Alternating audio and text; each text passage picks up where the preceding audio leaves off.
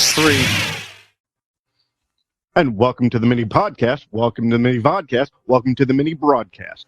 Boys and girls, welcome to the mini episode of Convincing Idiots. I'm Mini Nick. I'm Mini Millennial Nick. You Hey really there. are. I'm a mini guy. Hey. I'm Brian at Gen X. So on the normal episode, guys, go check that out if you're listening to us here. But we talked about the unfortunate passing of Norm MacDonald, very funny comedian. And one of the things he's most known for, as we know, is an anchor on the Saturday Night Live Weekend update for, I can't remember how many years he did it, but He did it solo. He was one of the few solo Yes. ones, wasn't he? Yeah. Yes, No, that was correct. Harrison Ford. Yes. So, Cheeky. very funny guy, and he actually demanded his own firing in 1997, which was interesting. So we can get into that. But anyway, so we got to talking about just in weekend updates in general. Who were some of your favorite hosts throughout the years here? So maybe where Norm kind of ranks up against some of your favorites here. So Nick, do you have any initial thoughts? Like, who are some of your favorite SNL Weekend Update hosts, sir? Yeah, I always liked when Amy Poehler and Tina Fey were doing it together for that little bit of time. I thought they were a pretty good duo. I don't know if it's recency biased or whatever, but I really I think right now with Colin Jost and Michael Che are one of my favorite versions of Weekend Update. I think they might be the best out of the duo situations. Yeah, that's At true. least it's up there. Like, it's such a hard choice. Well, because let's see, from what I recall, like who was never mind. It was Tina and Jimmy. Tina and Jimmy were in it a lot. Were in it for a long time together, and I did like Tina and Jimmy. I thought they played well together. Do one of us have it pulled up of the list of hosts? For and I know Seth Meyers did it there was a passing of the torch. I know it was Jimmy and Tina, Jimmy Fallon, Tina Fey. Then Jimmy left, and it was Tina Fey and Amy Poehler. Then Tina left, and it was Amy Poehler and Seth Meyers. And then Amy left, and it was just Seth Meyers for a while. And that which got him the gig on the Late Late Show. Right, yeah, and that was, they had Stefan, and he was, really into Seth Meyers. Right. That was a good character. And then I think from there, I could be wrong, but I think it was just, I don't remember anybody after Seth Meyers until Michael Che and Colin Jost together. I don't have Brian has the list. You know what? Yeah. I just have a list of the anchors. I don't have the chronological list. Oh, okay. Yeah. But that sounds about mine right. goes. Go ahead. Mine goes the older side, and I know I'm not saying it just Dennis because of the. Yeah. Yeah. Well, I mean, he's up there, but I mean, and I'm not saying it just because of the recent passing, but Norm MacDonald was probably in at least top 2. Yeah, he did a great job of. Yeah, he was a good. Because it seems like he had like a straight news anchor kind of approach, but he was also dry and sarcastic enough to where I don't know, it really towed that line really well. Yes, Kevin Nealon was fantastic. Right. Yeah, Kevin Nealon. Yeah, Kevin Nealon has that one joke from that will always stick with me. It is Christmas time, and he looks at the camera and says, and in music news, Michael Bolton has a Christmas album out. Merry Christmas, or Happy Birthday, Jesus. I hope you like crap. That's always stuck with me. Yeah, he was a good kind of straight man, Kevin Nealon, back then. So I like his sign-off line, I'm Kevin Nealon, and that's news to me, or something like that. So that was pretty good. Yeah. Yeah, Norm MacDonald was very good. I liked his... I was watching some of that today, actually.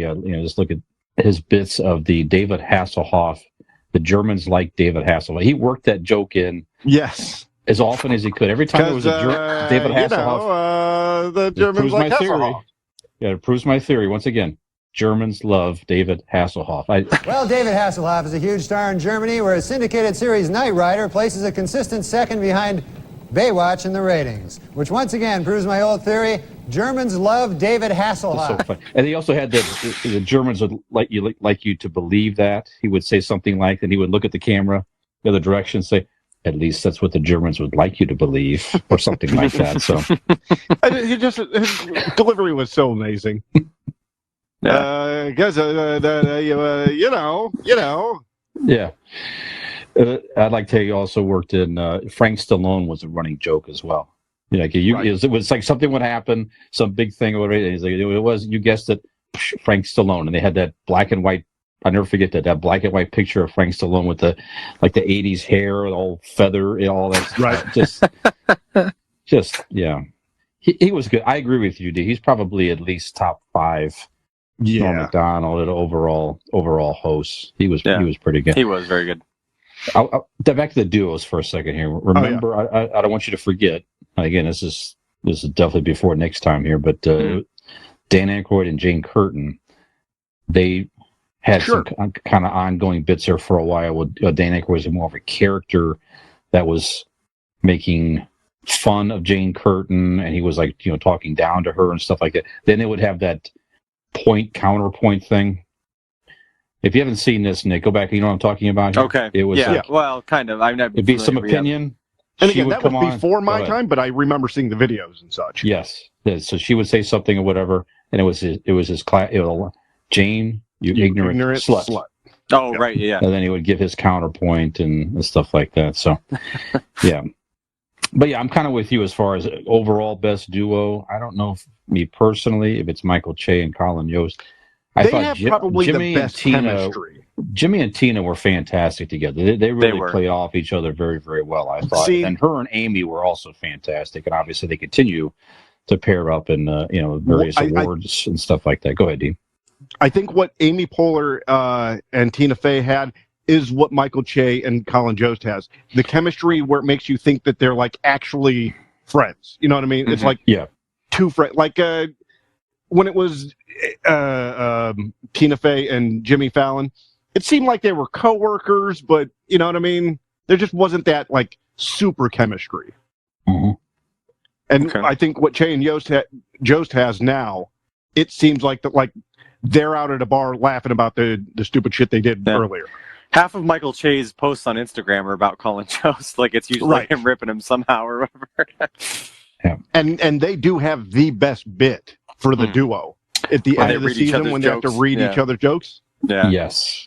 I was just about to say that is one of the funnier recurring bits I think of all time is where they don't, like you say, they write jokes for one another. They can't see them until right there on live television, and they're reading the joke for the first time. It's always, Michael Che always has Colin Jost say something racist, really crazy, but he reads and you can tell in Jost's eyes as soon as he goes to read, like he's read a couple lines before, and just his eyes go down and it's fuck. Actually, so Yost is becoming more comfortable as well, or sometimes he'll give some of that back to him. But it's more, I don't know. But yeah, I think that's pretty fun. The play off each other when they're relaxing. I agree with you, Dean. That's when they're at their best versus just they're reading the separate stories necessarily. So yeah, okay, all right. So all-time best. Who is your all-time best host or duo? Who's your favorite all-time SNL Weekend host?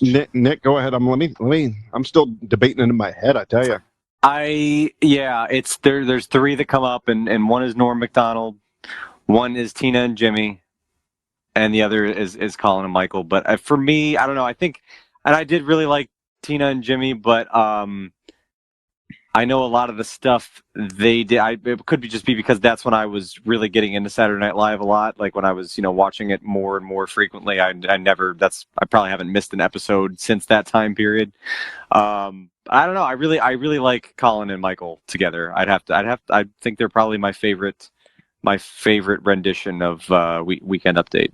And that is not a crazy take. Like you hear that, a lot of people when you talk about like, oh, this is the best cast. Just because it's current. And something goes legitimate. On, been on for what, 40? But they're about to start season 46, 47. Right. I mean, might be more than that. Yeah, it's almost sacrilegious at some point when there's been so many great cast members and so many great versions of a thing that to pick the most recent one, people are like, oh, I don't know. There's been legendary people on that show. But yeah, I like in the role of Weekend Update. I really like the 2 of them together. Dean, what do you think? Who do you think? Not the. Let me start by giving a quick kind of a side praise. Not the best, probably not even the top 5, but I'm just a huge fan of Colin Quinn in general. Yeah. So I just want to give him a shout out, so to speak. Yeah. He'll be happy when he listens to this. Of course he will. No, but when I say Colin Quinn, I mean his stand up, his one man special. There was this red, white, and blue state special he did on Netflix that is terrific. And I'm not mentioning for the Weekend Update. Weekend Update, he wasn't really that good. I just am a huge fan, and he was an anchor, so I wanted to mention him. No, Norm MacDonald or Kevin Nealon, 1A, 1B type deal. Wow. Okay. The correct answer is Dennis Miller. There you go. Is it? Okay. That's who I think. We can talk about Dennis Miller. Well, now for me, I'm a little partial too because he was in the '80s cast. Now, again, sure. We're going to do a separate episode and focus on the broader SNL. That could be a very big conversation. They're called ladies, and Brian. You can't say that. Yes, thank you. Thank you. I'll thank you for correcting me. I'm here for that. Yeah. So we're not going to get into all of that stuff, but yeah, the '80s cast I thought was very, very good, and he just had a whole different level of humor and the banter, delivery, all that stuff. It was just a whole different vibe, and I just thought he was pretty funny. So I liked the way he did that. So overall, I mean, Norm Macdonald's very, very close for me as well. Don't get me wrong. So. But Dennis Miller was just something that they never had before, and they've never had since. He's just such a unique type of humor. You either probably like him or dislike him. And when he went on to, I thought he was good on Monday Night Football for that matter. It was a whole different take on that. It didn't work. That's right. It didn't work. See, from my understanding, though, he has gone. His humor has now gone to the right quite extremely, is from what I'm hearing. Okay, well, I don't like that, but But what I was a huge fan as a kid. I think a lot of it was how smart he sounded, because there's a lot of references he made that I didn't understand, or words even. He was like a fucking thesaurus. I didn't understand a lot of it, but I think that's what I enjoyed a lot about it. Was it kind of made you feel like his cadence made you laugh, like you may not have understood what he just said, but that it was funny. Yeah. So I mean, it gives it something. So. Yeah. Yeah, I don't pretend to understand all his humor either. Don't get me wrong, but I don't know. I thought it was, and so when Dana Carvey would come on and imitate Dennis Miller with Dennis Miller, that if you haven't seen any of those, go check some of that out. That was pretty good. Yeah. But okay. Yeah. All right. Well, 3 different unique perspectives. Certainly, all valid opinions. It's based on the eras that we watched the show and all that stuff. So, yeah. Go ahead. I was going to say, did they always do reoccurring characters, or is that something that happened? I mean, as far as I can. No, I think they've always done it. Has it always been that? Mm-hmm. Okay. Yeah. So, kind of thinking about that, were there any that, whether it be recurring characters or anything like that would make appearances on the Weekend Update? Some of those were pretty much unique to Weekend Updates. Any kind of stand out for you guys that you liked? Absolutely. In particular? Go ahead, Nick. My favorite right here is Drunk Uncle. I have a Drunk Uncle bobblehead. Bobby Moynihan. He's my favorite ever. Every time. Love Drunk Uncle. Yeah, absolutely. There's been a ton of Drunk Uncle. Does it feel like a personal attack on you? Like they were attacking you? Or they're making fun of you directly? Is that why? I think you might have hit a family there. Drunk uncle, did you feel attacked personally? All right. You might have a point there. I was like, he was like, okay, so maybe I'm not, Brad Pitt, okay? Yeah. Or whatever it was. He would just have all these. Not George Clooney. Twitter me. Yeah. Maybe I should watch it again. So my niece is getting gay married or something. There's one of the ones that said. He's like, just so cynical. And, one of my other favorites is Keenan. Keenan does it from time to time. His name is Willie, and he's the most upbeat, optimistic person ever. Yeah, but his life is just shit. Like it's the worst. And him and his dog Lucius, Yeah, and it's just the stories that he tells. It's such a positive spin, but once he gets to the heart of the story, it's just the most awful situation. Yeah. Keenan doing Willie is one of my favorites. Isn't on Weekend Update where they did Cantina Boy? They did. Boy. It was Cajun Man.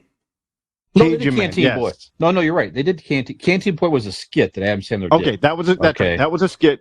But he did a lot of those that were just for Weekend Update. He did, like Opera Man and whatever. Opera Man. Opera Man. That's it. There you go.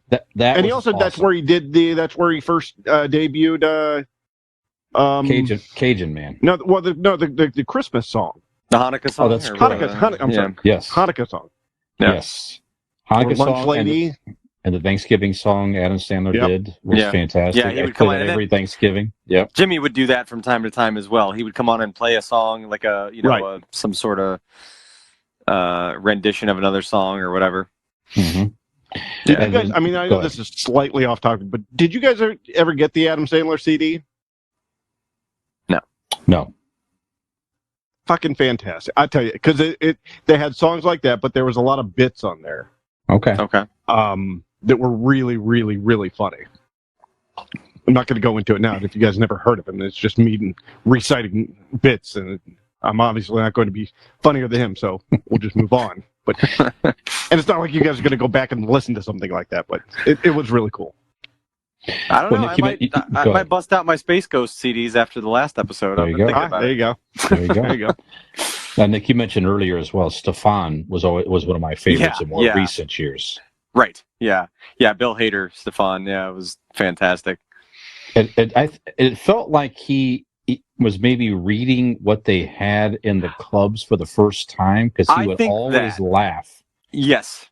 Because he would always, it was like he would have this thing where he would like put his hands in front of his face and just talk like this. No, I just think that he wasn't very good at sketch acting.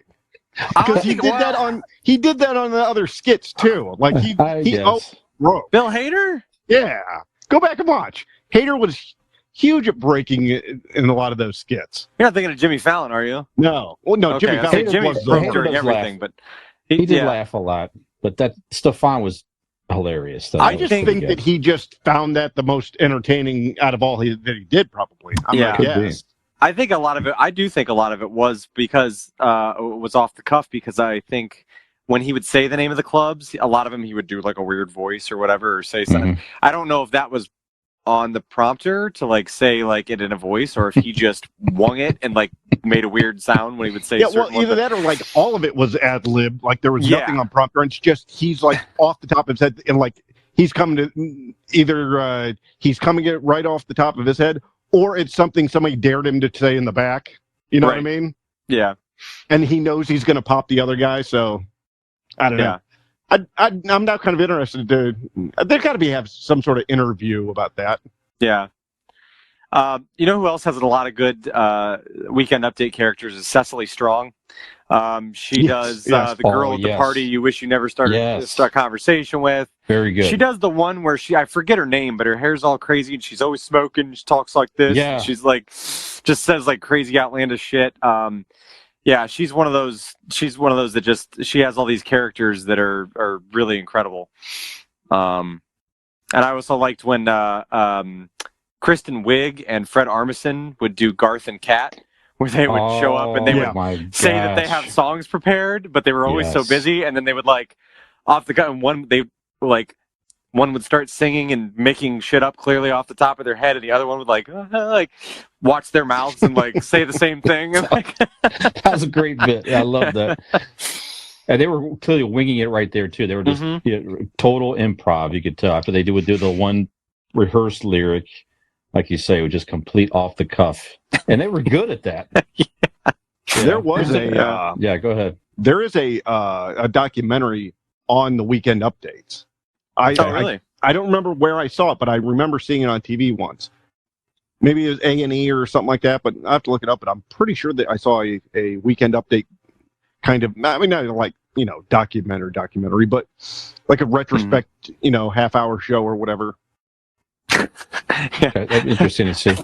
Thought of one more that I absolutely have to bring up because she's one of my favorite all-time cast members and it's one of my favorite characters.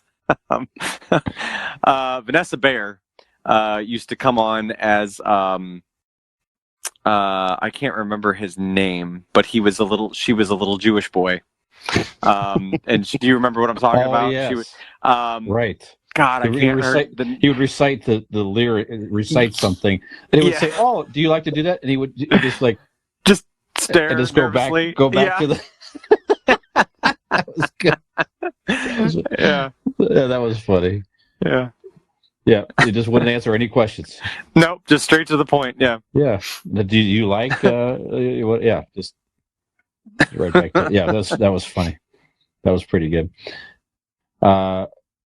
Any other skits or anything on the that came up? It didn't have to be reoccurring, but any other bits that are memorable to you? I remember one when the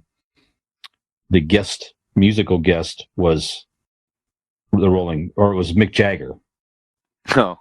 And then Jimmy Fallon. Oh, came, yeah. He was Mick Jagger. Yeah. And then Mick Jagger was playing Keith Richards. Yeah, on the news update interview. That was pretty good. Go back and see that one. Go check that out. But Jimmy Fallon was just hilarious as Mick Jagger. And you think about that for a second. Just the thrill that must be when you're you're able to. There was different, certainly in other SNL moments it didn't happen before, but in the context of the Weekend Update, just when you're able to imitate such an icon in the industry. Right. Sitting there right next to him must have been pretty amazing. And then I also wondered, what did Keith Richards think of Mick Jagger's imitation of him after that? Right. If he even saw it or even cared about it. It didn't even care. Pretty accurate as well. Yeah. Pretty good stuff. Any other skits come to mind of Weekend Update, guys? I'm sure some are going to come to me later that I'll be mad I didn't mention. But off the top of my head, I can't think of too many more other than some of the reoccurring characters that I mentioned. But yeah, it's just okay. Yeah, a lot of good stuff over the years. All right, well, it's rest in peace, Norm. We certainly enjoyed your work, and we certainly enjoy the recurring SNL Weekend Updates. I don't know about you guys, but when I watch this, I still watch SNL today. Clearly, you guys do as well. And that is always regardless how crappy the episode is, I always look forward to the Weekend Update, and usually something salvages the show almost every time in one way, shape, or form, regardless of who is on there practically. So yeah, it's a great segment. You always know what to expect with Weekend Update. Like that's the one constant. You never know what the sketches, who wrote what, and what they're going to end up with, and what lends itself to the person hosting. And there might be the person hosting maybe is not really great at it, or for whatever reason there's just not a lot of really funny sketches or whatever that week. But Weekend Update, you always know what you're getting. You're getting your Daily Show type thing, or your whatever, which is probably what, I don't know if those shows, Daily Show, Last Week Tonight, the Today Show, all that stuff, if all of that not the Today Show, the Today Show's a real show, but do you think those exist without Weekend Update? Okay. Yeah, I mean, I know it precedes all of those, but right. I would imagine that was would have been a huge influence. Absolutely. Dean, final words on Weekend Update? Any final thoughts? No, I mean, pretty much just kind of what you guys said is that it is the backbone or the heart, however you want to put it, of Saturday Night Live. It all could be shit in one episode after another, or even the season. I mean, go back to like 1985. But the Weekend Update has always been the saving grace. They've always gotten, even at its most awkward with Colin, I think even he was still as good or better than what some of the stuff was on air. So absolutely, like you said, always a structure, always something different. But like you said, I like what you said. It's definitely the concept of the show, regardless. So okay, Nick, you want to take us out of this minisode, sir? Sure. Well, if you enjoyed this minisode, then you would probably enjoy listening to a fully sode, which can be found weekly, brought to you by us. And if you would like to find where you could find more episodes, as well as all of our social media links, you can go to our Convincing Idiots link tree. That's LINKTREE, Convincing Idiots link tree. Or our website also has all of those things. That's convincingidiots.wordpress.com, WORDPRESS.com. And there you will have all of our social media links, our email, the places that we can be found to listen to this podcast, and so on and so forth. So if you've enjoyed this, perhaps you will enjoy some more. Give it a chance.